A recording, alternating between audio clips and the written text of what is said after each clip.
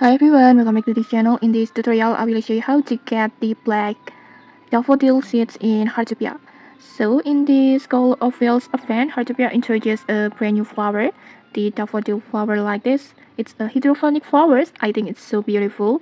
And then you can buy this flower from the starter seeds from NPC Blank in three colors, red, white, and yellow. But don't worry, you can unlock many more colors using crossbreeding. And today I will show you how to get the black one. And then first make sure you are already have a pink and orange flower like this. You can see it, pink and orange. And if you don't know how to obtain it, just check the another tutorial in the Heartopia playlist. I already make the tutorial to get the pink and orange daffodil seeds.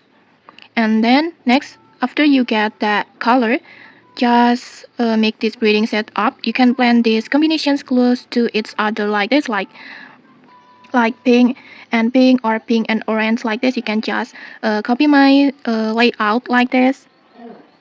Just blend them side by side like this, and then after planting, just water them and wait until they bloom.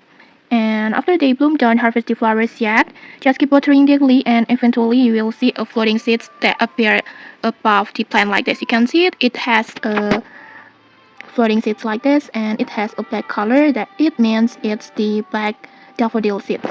And these crossbreeding seeds usually appear in the morning in game time.